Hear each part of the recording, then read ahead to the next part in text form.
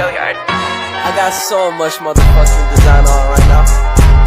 Break it down, bring it back, make it clap. I got 3 old thoughts, new block, where that thing. Bitches on my line, and you know.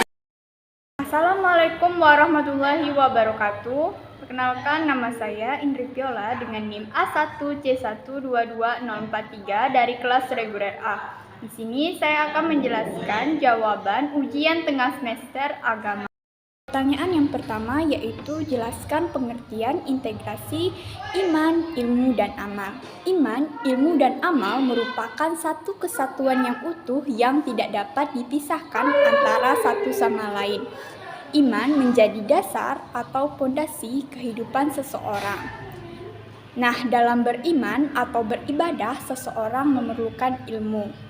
Iman akan menjadi kuat dengan adanya ilmu, dan ilmu tidak akan bermanfaat jika tidak diamalkan. Maka amal menjadi bukti bahwa imannya kuat dan ilmunya bermanfaat. Integrasi antara iman, ilmu, dan amal bertujuan untuk mewujudkan adanya keseimbangan antara ketiganya sehingga tidak ada yang lebih mendominasi. Orang yang berilmu tapi tidak beriman seperti orang yang matanya terang benderang tapi lumpuh atau sulit untuk berjalan. Sedangkan orang yang beriman tapi tidak berilmu, ia bagaikan orang yang kakinya sehat tetapi buta untuk berjalan. Sehingga iman, ilmu, dan amal tidak dapat dipisahkan. Selanjutnya, pertanyaan yang kedua, yaitu jelaskan bagaimana hubungan Islam dan budaya serta mengapa Islam tertinggal dalam teknologi. Islam lahir di Arab dan kemudian tersebar di seluruh dunia, salah satunya Nusantara atau Indonesia. Secara tidak langsung, Islam dan unsur budaya di daerah ia tersebar saling menyatu atau berinteraksi sehingga terjadinya proses alkulturasi atau asimilasi. Namun yang paling penting, budaya tidak boleh bertentangan dengan nilai-nilai agama Islam. Misalnya di Nusantara, Sunan Kalijaga menyebarkan agama Islam dengan kesenian wayang, dengan cara memasukkan cerita-cerita Islami ke dalam pertunjukan wayang. Nah, poin yang kedua yaitu mengapa Islam tertinggal dalam teknologi. Padahal pada masa Bani Abbasiyah, Islam mencapai puncak kejayaan pada bidang ilmu pengetahuan dan teknologi. Contohnya atau buktinya yaitu lahirnya ilmuwan-ilmuwan besar seperti Ibnu Sina, Al-Kindi, Al-Farabi, dan lain sebagainya.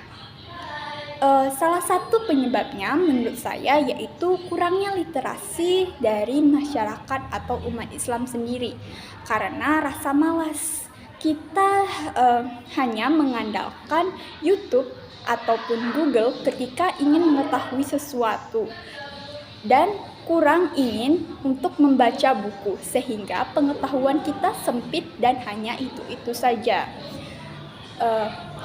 Dunia yang seberapa praktis mengakibatkan umat Islam malas untuk belajar dan mengembangkan integritas dan kognitif yang dimilikinya. Selanjutnya, pertanyaan yang ketiga. Jelaskan secara singkat konsep Islam dalam kesejahteraan umat atau masyarakat madani. Terlebih dahulu, kita harus tahu apa itu masyarakat madani. Istilah masyarakat madani berasal dari Madinah. Nah, Madinah tidak hanya terdiri dari orang-orang Islam saja, namun juga ada umat beragama lain di sana. Sehingga untuk mengatur kehidupan di Madinah, Rasulullah membuat suatu aturan guna mengatur kehidupan Madinah yang dikenal dengan Piagam Madinah. Madinah tumbuh menjadi kota yang sejahtera dan penuh toleransi. Islam tidak hanya mengatur urusan ibadah-ibadah saja, tapi hubungan ekonomi juga diatur di sana. Contohnya tawar-menawar dan lain sebagainya. Nah, antara dunia dan akhirat harus seimbang. Islam mengajarkan kita untuk mensejahterakan dunia dan mengejar akhirat. Konsep masyarakat madani yaitu adalah masyarakat yang maju dan sejahtera yang berlandaskan pada nilai-nilai moral, etika, dan adab. Pertanyaan yang keempat yaitu sudah sejalankah kebangsaan Indonesia dengan Islam? Nah, kebangsaan Indonesia sudah sejalan dengan Islam. Mengapa? Contohnya dapat kita lihat pada nilai-nilai yang terdapat dalam Pancasila, di mana sila pertama yaitu ketuhanan yang Maha Esa, mengatur hubungan manusia dengan Tuhan. Sila yang kedua yaitu kemanusiaan yang adil dan beradab, sesuai dengan ajaran Islam, di mana nilai-nilai kemanusiaan sangat dijunjung tinggi. Yang ketiga, persatuan Indonesia. Konsep persatuan bukanlah hal asing dalam ajaran agama Islam. Contohnya yaitu ukhuwah Islamiyah, yaitu hubungan kita dengan sesama muslim, dan ukhuwah watoniyah, hubungan kita dengan umat agama lain. Yang keempat, pemusyawaratan sejalan dengan musyawarah atau syura yang juga dianjurkan dalam Islam ketika menghadapi suatu permasalahan. Nah, suatu permasalahan dimusyawarahkan terlebih dahulu untuk dicari solusinya. Dan yang terakhir yaitu tentang keadilan sosial. Di dalam Islam tidak ada yang namanya kasta atau derajat seperti agama Hindu. Walaupun Indonesia merupakan negara yang mayoritas masyarakatnya beragama Islam, tapi kita tidak bisa menjadikan negara Indonesia menjadi negara Islam karena ada unsur agama lain yang harus kita perhatikan keberadaannya, seperti Kristen, Hindu, dan Buddha. Nah, memang Indonesia bukan merupakan negara Islam, tetapi Indonesia merupakan negara beragama. Baik, yang terakhir yaitu apa pentingnya seorang muslim mempelajari agamanya. Sebagai umat beragama, kita diwajibkan mempelajari apa yang ada di dalam ajaran agama kita masing-masing.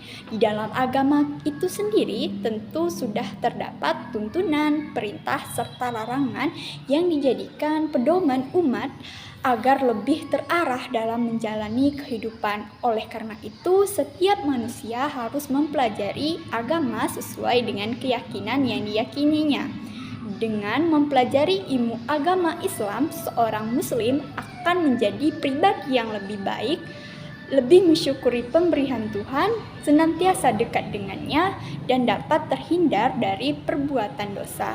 Karena dalam ibadah yang paling utama yaitu kita harus tahu terlebih dahulu ilmunya, sehingga ibadah kita benar dan diharapkan diterima oleh Allah Subhanahu wa Ta'ala. Mungkin sekian jawaban mengenai ujian tengah semester dari saya. Saya ucapkan terima kasih. Saya akhiri, wassalamualaikum warahmatullahi wabarakatuh.